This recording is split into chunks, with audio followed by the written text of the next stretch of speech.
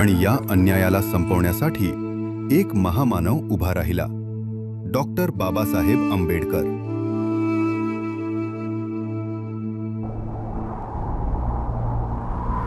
बंधूंनो आणि भगिनींनो, आपण आज येथे फक्त चवदार तळ्याचे पाणी पिण्यासाठी जमलो नाही आहोत।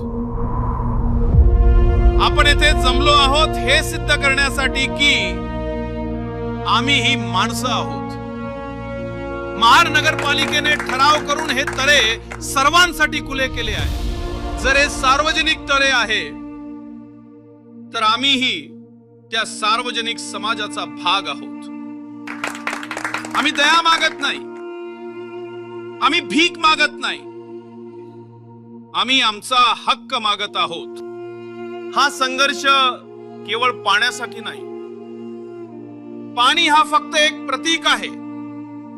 हा संघर्ष आहे समतेसाठी, स्वाभिमानासाठी आणि मानवतेसाठी। शतकानुशतके आम्हाला अस्पृश्य ठरवण्यात आले, आम्हाला शिक्षणापासून दूर ठेवण्यात आले, आम्हाला देवळांपासून दूर ठेवण्यात आले, आम्हाला माणूस म्हणूनही मान दिला गेला नाही।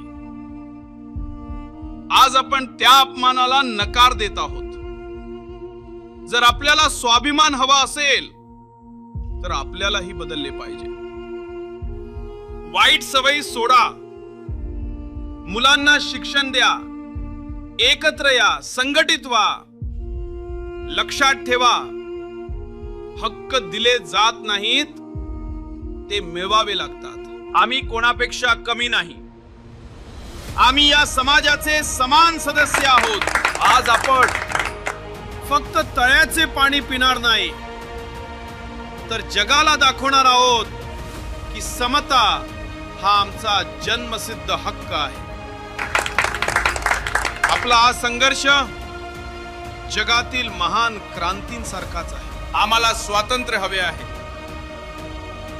आम्हाला समता हवी आहे, आम्हाला बंधुता हवी आहे।